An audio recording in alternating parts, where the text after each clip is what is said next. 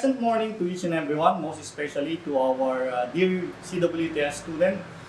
I am Mark Dexter Reyes, CWTS coordinator from Siniloan campus. So for today, we will be sharing with you some informations, and you will be learning an important skills when it comes to basic life support, particularly bandaging. So we need to make sure that in bandaging, we are to follow the guidelines in the application of the bandaging and dressing. So these are the different guidelines that you need to follow.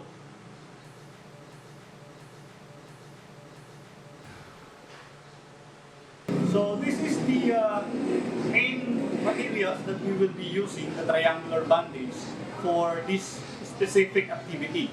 So the triangular bandage has its own different parts. So for us to be able to maximize the use of the triangular bandage, we need to learn first the different parts of the triangular bandage. So first and foremost, at the tip of the triangular bandage, this is what we call the apex, this one. And then alongside of the apex is what we call the side of the triangular bandage. And then of course the last part of the triangular bandage is what we call the base. This is the base of the triangular bandage. So when it comes to the application of the triangular bandage, it is important for us to know the different phases of the triangular bandage. So this is the actual size of the triangular bandage. And first phase of the triangular bandage is what we call the open phase. So this is the open phase of the triangular bandage. The second phase of the triangular bandage is what we call the semi-CRAVAT. So for us to be able to have the semi-CRAVAT of the triangular bandage, you are to hold the base of the triangular bandage and the apex. And then you're going to fold it from the apex of the triangular bandage to the base of the triangular bandage. We're going to join the apex and the base of the triangular bandage. So this is the semi-CRAVAT phase of the triangular bandage. And then the last one is the CRAVAT phase of the triangular bandage. From this one, you're going to fold again the triangular bandage to narrow the size of the triangular bandage. So this is the CRAVAT phase. So if you want to have it narrowed a little bit, you're going to have it fold again to the narrow phase of the CRAVAT of the triangular bandage. So with this, we're going to have the different demonstration for us to use the triangular bandage on different situations, most especially in dealing with open wounds. So for bandaging, it is a must for us to have an easy access on how to untie the bandage that we have applied. So for untying the triangular bandage, we need to be aware of the nut that we are going to use, and this is what we call the square nut. So for the procedure on the square nut, it follows a specific procedure for you to be able to tie and untie it very easy. So for the square nut, the procedure is you're going to hold the edge of or the end of the triangular bandage with both hands. So you're going to have left over right and right over left. So this is how it goes. So the left end of the triangular bandage will be placed out over the right end of the triangular bandage. And then the left end of the triangular bandage will go inside the circle of the triangular bandage, which makes it on the right side of the triangular bandage. And then the right side will be placed over the left side or the left end of the triangular bandage, and the end will go inside. And then you're going to tighten the knot. After doing it so, this is how you're going to have the end of the triangular bandage joined together. So for untying the triangular bandage, using the left over right and right over left procedure, you're going to pull the right end of the triangular bandage towards to your left. So this is how it goes. You're going to pull the right side or the right end of the triangular bandage to the left, and it is untied. Then after that, you're going to hold the knot and pull the right side of the triangular bandage. So this is how you are going to untie the triangular bandage using the left over right and right over left procedure. For the second one, actually it can go vice versa. So the second procedure is the right over left and left over right procedure. So same goes with the left over right. You're going to place the right side of the right end of the triangular bandage over the left side, and then the right end will go inside, and then the left side will go over the triangular bandage, goes inside, and pull it to tighten the triangular bandage. For the right to left and left over right triangular bandage, you're going to pull the left side of or the left end of the triangular bandage to the right side. So it is untied, then you're going to hold the knot and pull the left side of the triangular bandage. So before we proceed to the different uses of the triangular bandage, you need to make sure that you are well familiar with the tying of the end of the triangular bandage. This will have you easy access on untying your triangular bandage when it is being applied to a specific use of this triangular bandage. For our application, we're going to do first the open face of the triangular bandage. So when it comes to the open face of the triangular bandage, number one, it will be used to cover the affected area. And then it will be used to hold the dressing in place. So when it comes to the open face, you need to make sure that it will snugly fit on the affected area to hold the dressing. So for this demonstration, we're going to have a simple situation that the triangular bandage will hold the dressing on the affected area, which is on your head part of your body. So the injured part, or let us say the injured part, will be at the topmost of the head, and then it can be done on the back part of the head, and then it can be used to cover the whole face if the affected area is the face itself. Most especially when it comes to vehicular accident, motorcycle accident.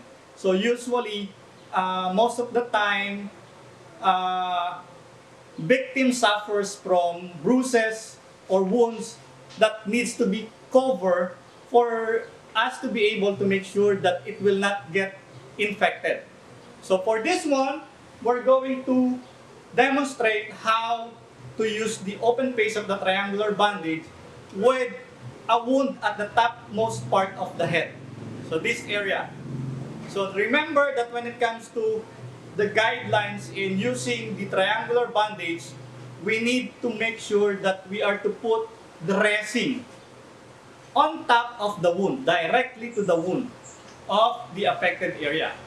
So in this case, we can use as dressing our handkerchief. You need to make sure that your handkerchief at hand is clean. To do that, you need to make sure that it is freshly ironed and it is not used for any purpose, because it can have bacteria or what we call this, the agent that can cause infection on the wound. So you need to make sure that the dressing that you will be using is very clean. So in this case, we're going to use, for example, my handkerchief at hand. Okay? So, first and foremost, we're going to place our dressing on the affected area, which in this case, at the top most part of the head, and then we're going to apply the dressing or the triangular bandage to hold the dressing in place. Since this part is at the top most part of the head and it is being covered by hair, so the dressing can easily be dislodged because of the hair. So in order for us to make sure that the dressing will be in place, we need to apply the triangular bandage. So for this one, we're going to use the open face of the triangular bandage. So, question is, how are we going to use the open face of the triangular bandage? Because it covers the whole portion of the head. Okay?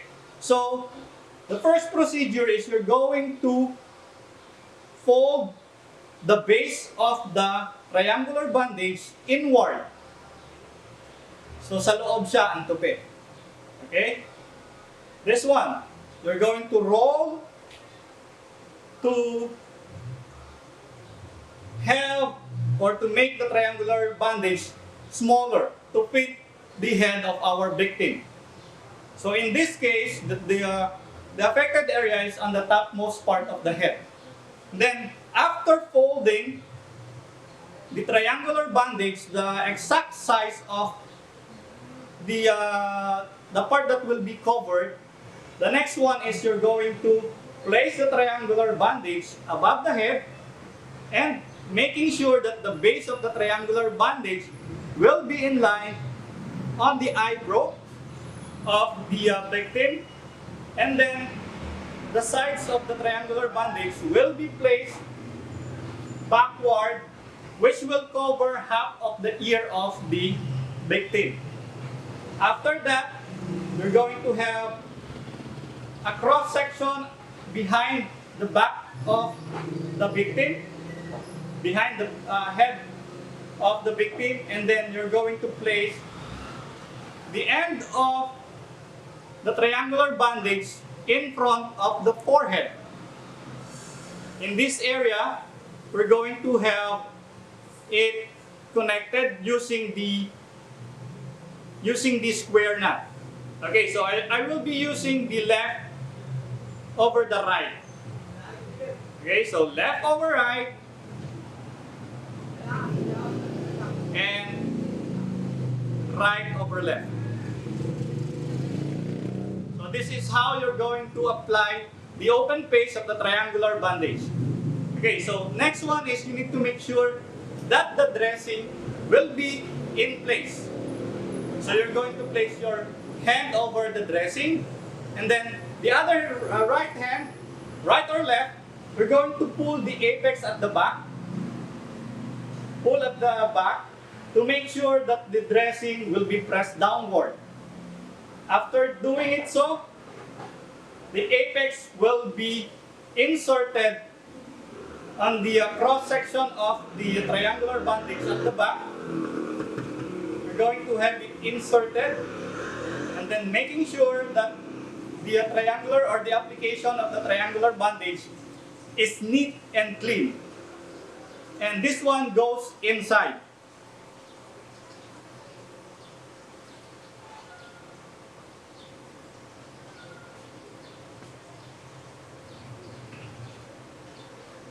So this is how you're going to apply the open face of the triangular bandage with the concentration of the affected area at the topmost part of the head.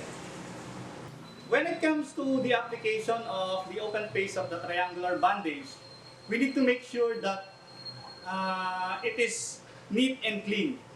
Okay, so because after the application, we're going to move the victim to a much safer location, and then we do not want to have the application of the triangular bandage to cut anything along the way, to dislodge the dressing that we placed on top of the wound.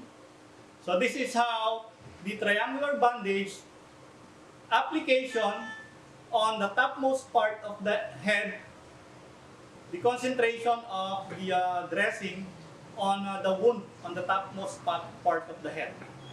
Okay? So for this demonstration, our model is one of our coordinator from Siniloan campus, no other than Sir June Orera. Okay, so for our next demonstration, again, same thing, the use of triangular bandage open face. So for this one, we're going to concentrate our attention on the back part of the head that has an injury. So like the first demonstration that we have, on the topmost part, of course, we're going to place dressing on the back part of the head to suppress bleeding. So as we all know, when it comes to open wound, it constitutes on bleeding. So we're going to concentrate on the suppression of bleeding on the wound that is being located at the back part of the head. So again, our dressing will be placed at the back of the head, and then we're going to ask our model or our victim to hold the dressing in preparation for the application of the open face of the triangular bandage. This is to make sure that your dressing is in place before the application of the open face of the triangular bandage.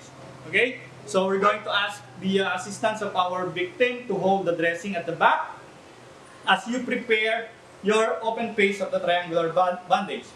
With this one, the procedure is you're going to hold the apex and you're going to pull the triangular bandage at the middle, holding it on the apex and at the base of the triangular bandage.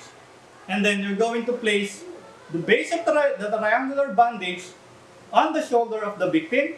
And then you're going to scale it up to the neck. Then you're going to place the apex of the triangular bandage above the head. And then you're going to hold this position of the triangular bandage. Then you're going to make a knot on the triangular bandage. Okay, so this is the actual measurement of the triangular bandage that will be used to cover the wound and hold the dressing on the back part of the head. Then the second one is you need to make sure that the head of the victim will be placed straight. And then you're going to place the part of the knot of the triangular bandage over the head, and you will be covering the back of the head. You're going to place it at the center, and then you're going to hold the dressing, let go of the assistance of your victim to hold the dressing. Then this one will be covering of the ear and placing the triangular bandage on this position. Then the next procedure is you're going to ask your patient or the victim to place his fingers under his chin, 3 fingers. So yeah, this one. Okay, 2 fingers at the below the chin, and then the thumb will be on the neck. Okay, that is to make sure that this part will not be suppressed because our patient needs to breathe. Okay, so after this,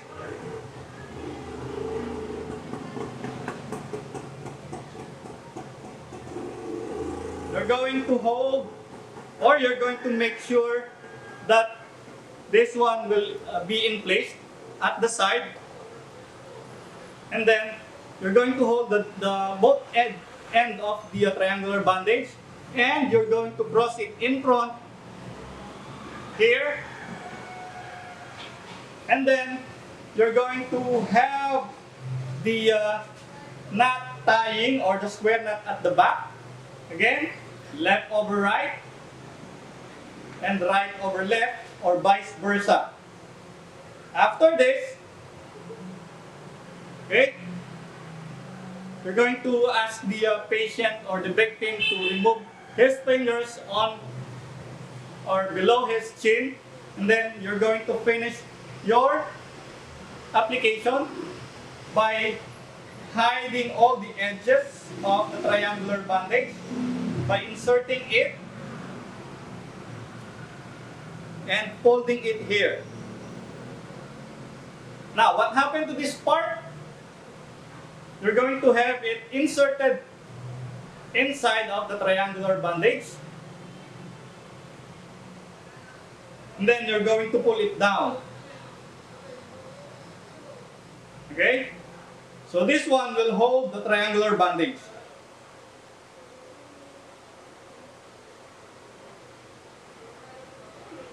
Okay, so this is what we do when we have our victim has an injury when it comes to at the back part of the head. Okay, so same thing goes with if our patient or our victim has an injury on his face. Same procedure, the same procedure that we will be doing on how we apply the dressing and bandage, concentrating at the back side of the head. Okay, same thing here. Okay, so after that, same procedure on the face. This one. And then you're going to cover the face, just like this one. Okay.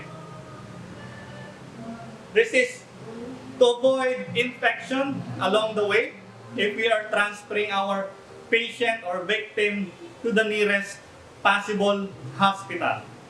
So that is the two application of the open face of the triangular bandage on the head part of the injured victim. So for this demonstration, we're going to use the open face of the triangular bandage, concentrating on the injury on the chest, and then the injury on the back. So same procedure, if our victim suffers injury on the chest, the same procedure will be applied on the back using the triangular bandage. Now, we're going to concentrate our attention on the chest part of the victim. Let us say, for example, he suffers wound on the chest, on the left side of his chest. We're going to apply the triangular bandage open face. So same thing. We're going to put again the dressing here on the chest. And then you're going to seek assistance from your victim, since he is conscious, to hold the dressing in place. And then we're going to prepare our triangular bandage. For this one, since the affected area is on the left side of his chest, the apex will be placed on the left shoulder. Will be placed here, and then after that, we're going to have the base. We're going to have the base folded inward up to chest level. Okay? So after that, we're going to have the dressing. Sorry, yung kamay mo dito. pakihawak ito sa. Okay? To make sure that the apex will remain at the shoulder of the victim. Okay? So after this one, making sure that the triangular bandage is on actual size, so you can let go. And then we're going to continue folding the triangular bandage up to the chest level, and then having the end of the triangular bandage at the back. So for this one, you need to make sure that the tying of the knot will be directly above the apex.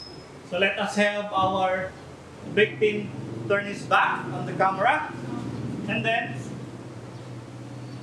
having this one, this is the point we're going to apply the knot.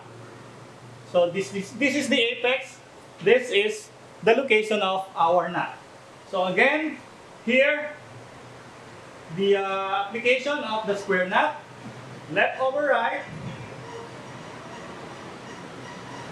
and right over left. So this is to hold the base of the triangular bandage in front. And then with this one, you're going to do the second knot here. Again, square knot, left over right, and right over left. So you need to make sure that all the edges will be hidden to make sure that it will not cut anything along the way if you're going to transfer the victim. So you need to make sure that these 2 points cover each other. So from it should the apex should be directly above your first knot. Okay, in front, this is how it looks. So it will hold the dressing here. So same goes on the left or on the right side of the chest, and same goes on the back. So this application of the triangular bandage can be used on the in front of the chest and at the back with the same procedure. Always make sure that the apex will be directly above the first knot. Okay? So let me show you how to untie this one.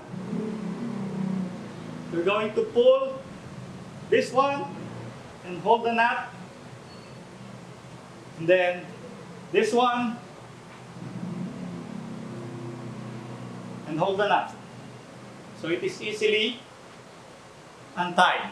So in this video, we're going to proceed again the same thing, open face of the triangular bandage, but this time we're going to concentrate our attention on the application of triangular bandage at our hands. So when it comes to the injuries of the hand, most especially when it comes to burns. So yung burns natin, if the affected area are our hands, you need to make sure that your fingers will be, we are going to apply dressing in between the fingers. Because if you do not apply dressing in between the fingers and you just wrap your dressing on your hand, after removing that, your dressing, your fingers will be joined together because we are concentrating on burns. Okay? So for the application of the dressing, you need to make sure that the dressing will be folded in a narrow one. And then the dressing will be applied in between the fingers, this one, before you cover the hand using the triangular bandage open face. Okay, so for this one, we're going to have the triangular bandage inserted here. And then we're going to place this one here. The apex, we're going to place the apex of the triangular bandage up to this point. And then we're going to fold the triangular bandage, the base of the triangular bandage. And then we're going to have this one cross each other until we have the right length of the end of the triangular bandage.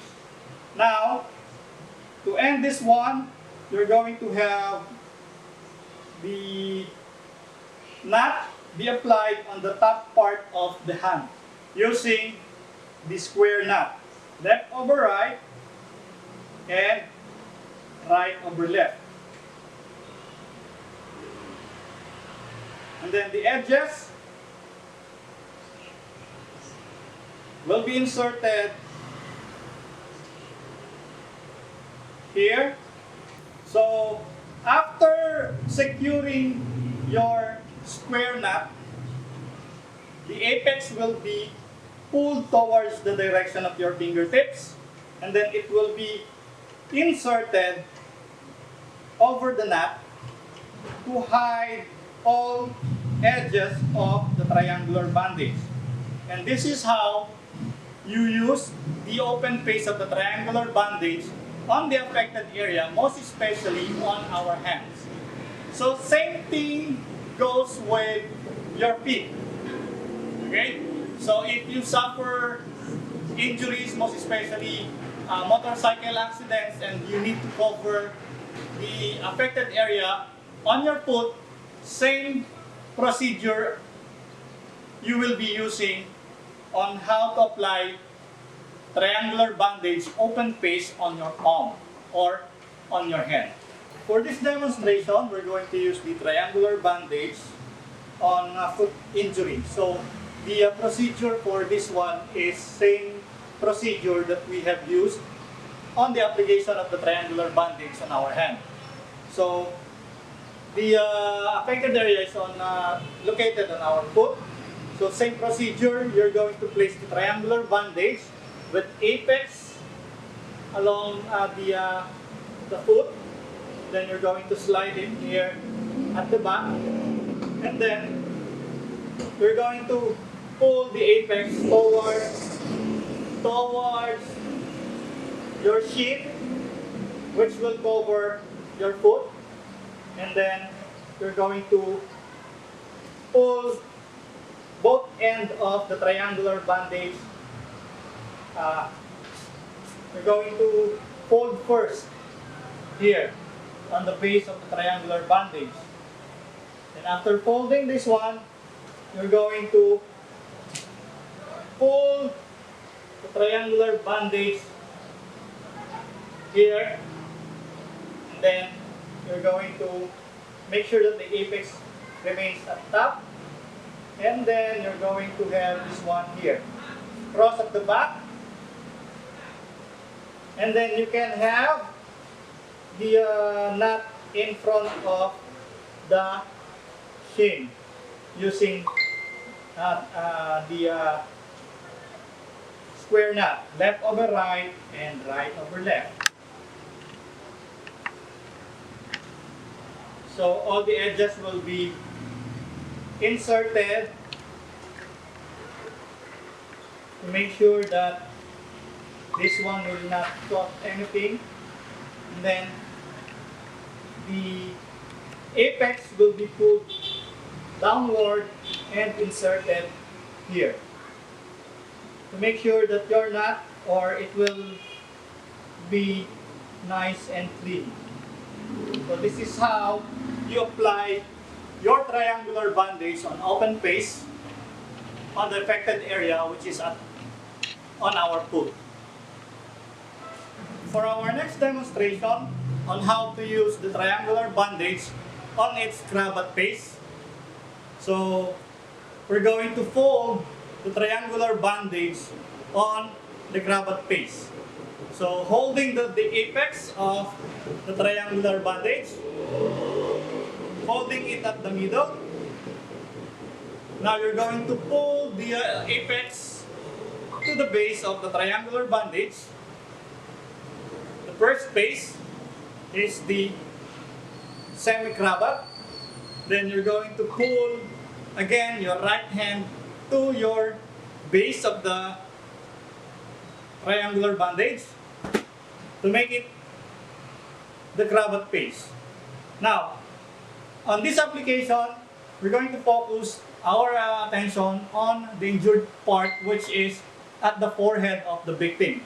So since the CRAVAT paste is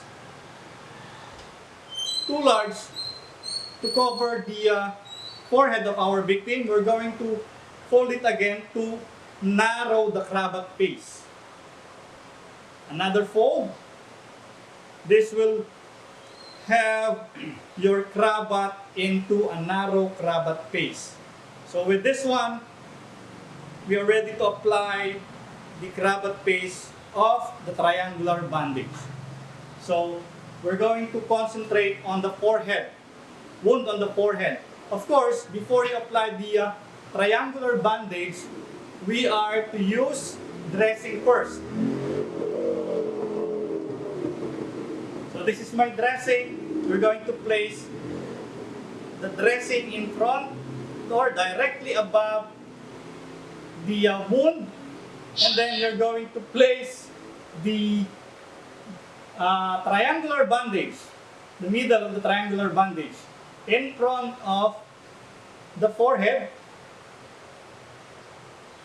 Okay, so you need to make sure that the end of the CRAVAT or the triangular bandage will land above the eyebrow of the victim, to make sure that his vision will not be covered or blocked by the triangular bandage. Okay? So this is how you're going to apply. You need to make sure that the triangular bandage will cover half of the ear of the victim. And then you're going to pull the triangular bandage at the back to have it cross one another. And then you're going to place your end of the triangular bandage in front and directly above the wound of the victim on his forehead. Here you're going to make your knot tying of the square knot directly above the wound, to make sure that the dressing will be in place. So you're going to tighten up and then finish your square knot here, and then the end of the triangular bandage will be inserted here at the side to make sure that the application will be neat and clean. So this is how we use the CRAVAT or the narrow CRAVAT paste of the triangular bandage on the forehead affected area of the victim. Now, how about on multiple wound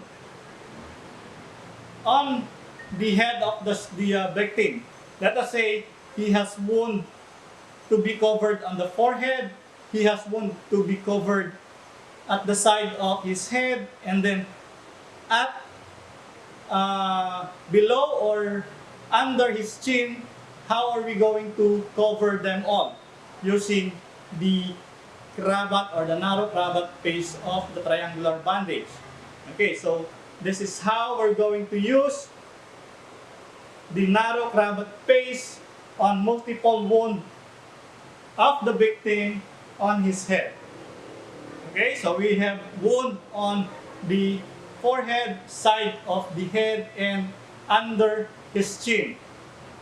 So first, we're going to make sure that the triangular bandage is on its narrow CRAVAT paste. So we're going to place first here on the chin of the victim. And then we're going to make sure that it will be crossed at the side to cover. This will cover the wound on the chin. And then we're going to cross it here. This will cover the side or the wound at the side of the victim's head. And this will cover this side or the forehead, which has again wound. And then we're going to have this, the end of the triangular bandage tied at the side using the square knot. Okay, and cover all the wound. So if he has, again, wound to be covered at the back of the head, it will be covered by this procedure. So the wound is concentrated multiple location on the forehead, above the head, side of the head, chin, and at the back. So let us just have our patient stand up to demonstrate or to have this back side of his head. This multiple injury will be covered by this procedure. Okay?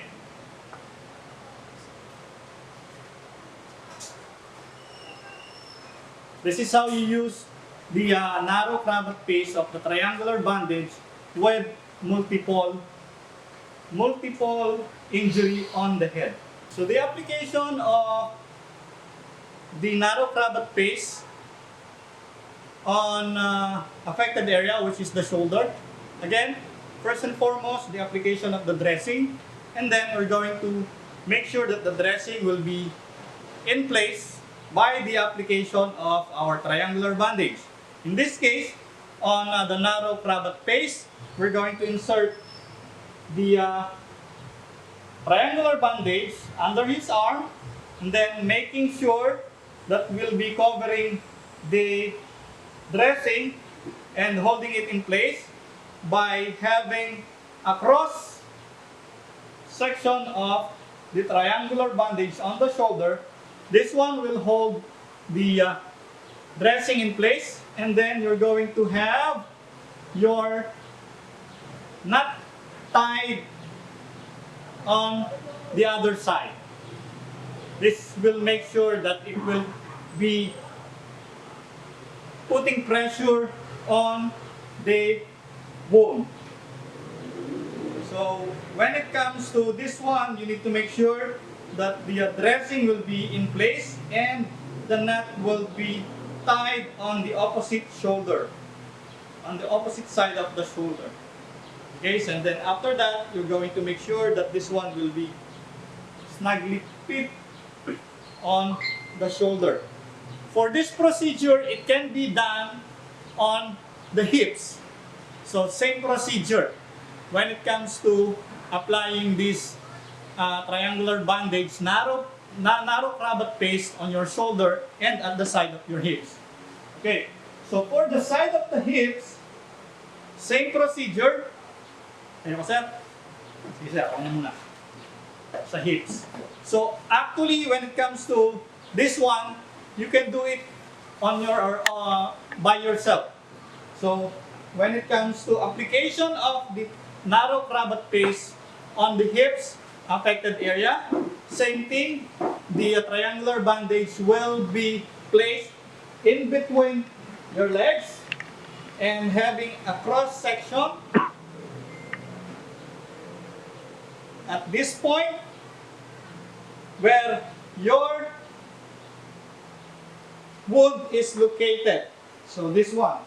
So you're going to place again first your dressing here on the affected area, making sure that it will be joined by this triangular bandage, and your knot will be tied on the other side of your hips.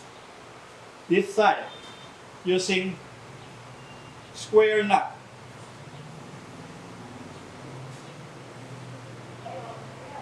Okay, so this is how you apply your triangular bandage on the hips located or wound located on your hips. So this portion will be placed on much pressure to suppress bleeding coming from the wound. So for this video, we're going to concentrate our attention on the injured part, which is on the arm of the victim. Let us say he has a wound directly on his arm. Of course, we're going to apply pressure to make sure that the blood will be suppressed by putting your dressing first and then placing your triangular bandage right above the dressing, and then you're just going to have this one cross at the back, cross here, and then here to cover the wound. After this one, so if the triangular bandage is too short, you need to make sure that you're going to close the application of the triangular bandage directly on the wound. So you're going to place the knot here and closing it with this one. So this falls directly over the wound, and then the edges will be inserted. So this one will hold your dressing directly above your wound, and this one will keep pressure to suppress the bleeding of your wound.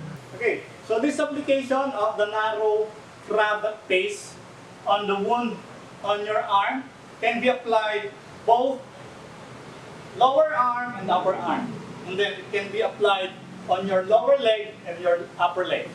Okay, so for this one, let us imagine that the dressing is in place. We're going to have it tied with the triangular bandage. We're going to place the middle of the triangular bandage directly above the wound.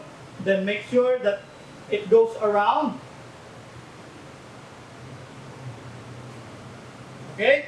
And then you're going to close this application with the knot here directly above the wound, which in case on the shin part of the victim, and then closing it with this square knot tie.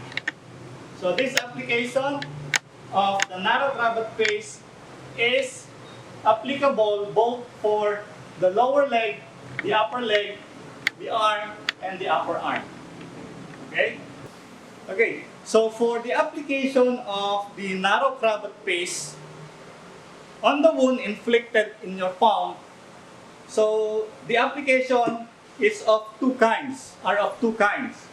So basically, it will depend on the wound inflicted on your palm.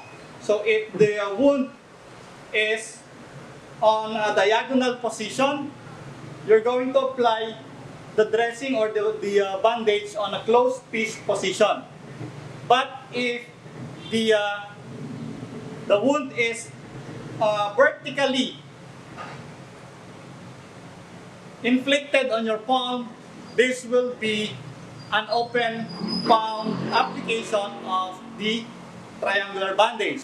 So for this application, this is horizontally inflicted wound on the palm.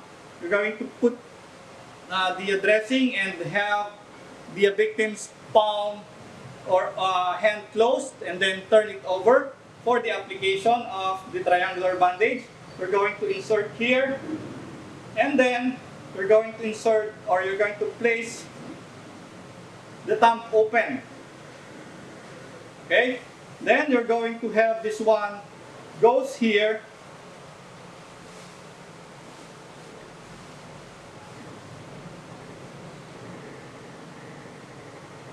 around the waist, the wrist, and then into the in between the palm. This will cover your hand.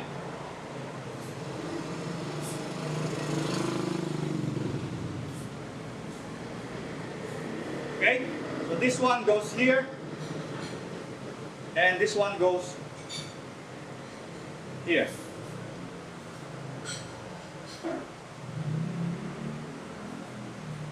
Okay, so your knot will be on this side of the hand, closing it with the knot.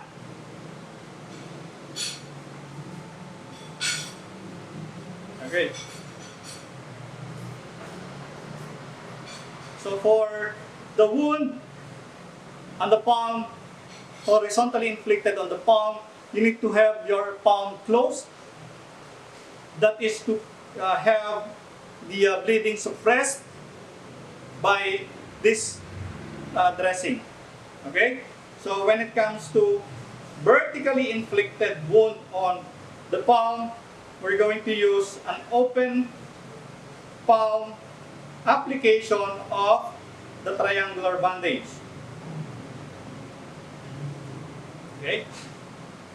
So first and foremost, we're going to place your triangular bandage here. Then you're going to place here in between your thumb and pointer finger.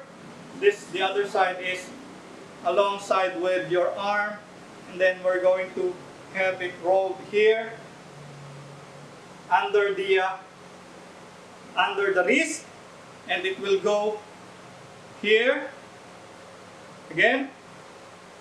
Then we'll go in between this again, the same procedure, and will goes here, and this one goes on the other side or under the other direction. Okay, so your closing knot will be always opposite to your radial pulse.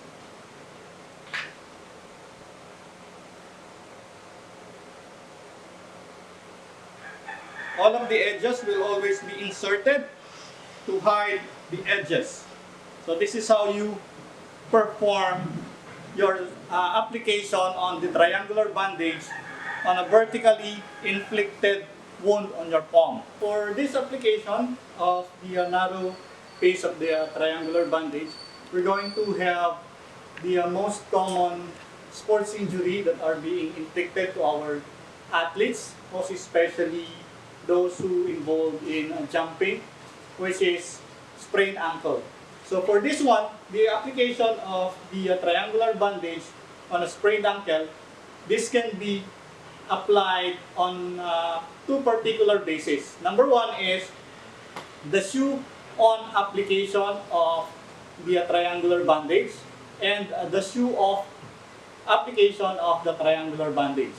So on this application, shoe-on application, we are not to remove the shoes of the victim. We are going to apply the direct application of the shoe-on CRAVAT, narrow CRAVAT face of the triangular bandage. For this procedure, you are going to place the triangular bandage with shoe-on on the instep or the top part of the foot of the injured person, and then you're going to have it crossed here sa ilalim, and then we're going to pull it tight to the location of your lower leg or on the ankle region, and then you're going to have both sides or both ends inserted. And the first application of the triangular bandage here, we're going to insert. Okay, then the other one, insert here at the side. Then you're going to pull it closer to make sure that the application is tight. You need to tighten all the edges of the triangular bandage by pulling it closer. Then you're going to have this one applied again on the above the ankle region, and then you're going to place your nut in front of this foot. Application of the nut here and this one. So this will secure yung immobilization of the injured part, which is the ankle, for your athlete or for the individual who suffers ankle injury or sprained ankle without removing his shoes. Okay? So this will make sure that the ankle region will be immobilized because of the application of the triangular bandage. The second application is the shoe-off application. Okay? So you are to remove the shoe of the victim and place the triangular bandage under his foot. So kanina, with shoe on, first application will be on the top of the foot. For shoe off application, you're going to place it under the victim's foot, and then you're going to have cross first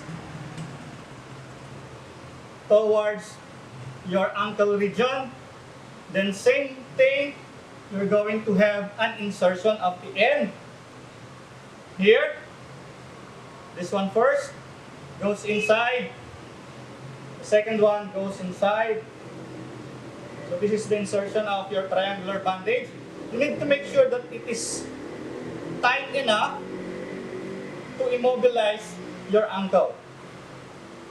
So this one, you need to make sure that this is tight enough by pulling all the edges of your triangular bandage, making it secure. And then with this one, you're going to go again at the back side of your ankle, and then you're going to have the lock using the square nut in front of your foot. Again, you need to make sure that the edges are inserted.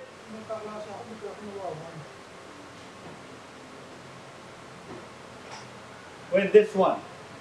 So this will secure the ankle region from moving. So this will immobilize the ankle region and will not add any further injury upon your ankle if you suffer from ankle sprain. So basically, when it comes to ankle sprain, it has two applications of the triangular bandage narrow face, which is on shoe off and shoe on application. So for this application of the narrow face of the triangular bandage, we're going to concentrate on the injuries of the arm. So basically, it involves fracture of the bone of the upper arm. So the use of this narrow face of the CRAVAT or the triangular bandage is to immobilize or minimize the movement of the arm. So for this one, we're going to use the cap sling. So to support the weight of the arm, we're going to make sure that this one will be placed in a minimal movement. So cap sling, you're just going to make sure that you're going to tie this one here with an overhand knot, and then you're going to place this arm on shoulder level, on chest level, and then this will go at the neck part of the injured person. The back, you're going to have it closed with the square knot at the back.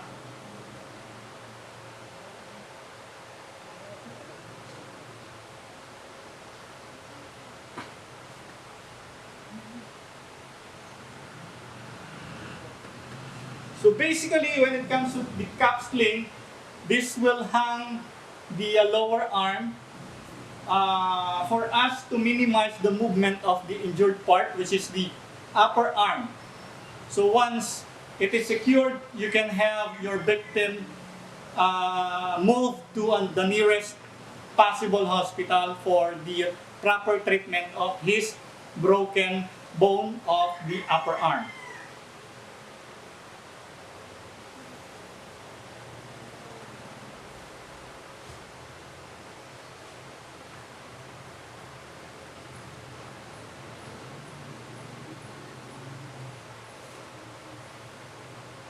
Another use of the triangular bandage is what we call the arm sling. So for this one, the injured part is the lower arm, which suffers from broken bone or fracture of the bone. So this part should be immobilized to minimize movement. We're going to use, to support the weight of the arm and to immobilize the injured part, we're going to use the underarm sling. So basically, you're going to hold this one.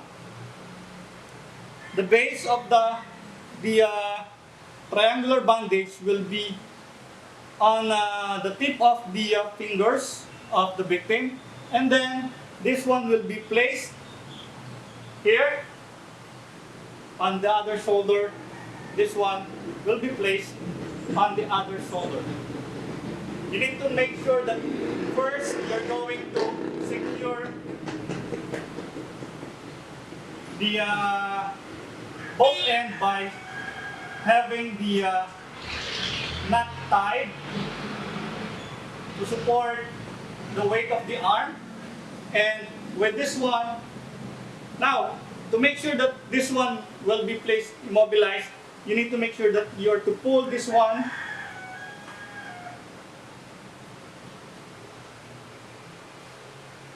on a much higher level. Pull this one here, then secure it with the knot.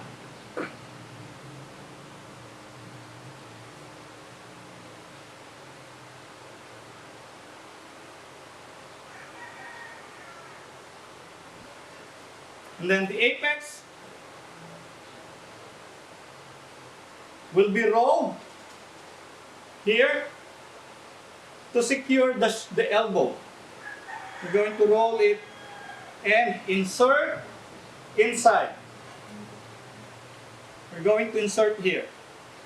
So this, the apex rolled inside the triangular bandage will secure the elbow from slipping outside. So to avoid arm slipping, you need to make sure that the apex are rolled and tucked inside the triangular bandage. So this will support your arm from moving to keep the injured part immobilized. Okay. This is the underarm sling. Okay, on this part of our presentation, we have concluded the different demonstration of bandaging, which is included in our basic life support lesson for the CWTS.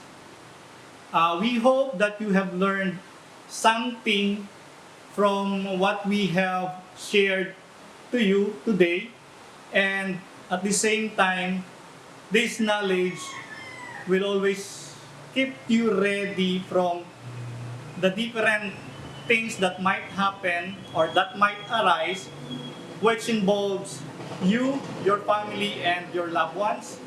And for this reason, we have compiled the different bandaging lessons to help you or to assist you on different undertakings or scenario that might arise during this time. And then we hope that this knowledge will be useful for each and every one of us, but we pray that we do not use the knowledge that we have applied for one reason only, because if we have used this knowledge on basic life support or BLS, simply one reason, there is a person who are close to us who are suffering from injury, and that is the most, or that is the foremost, or that is the reason why we do not wish we have or we are to apply this knowledge that we have gained today. We hope that we continue learning for the different preparation for us to address all of the things that we might encounter in our daily living. And for that, thank you very much and good day.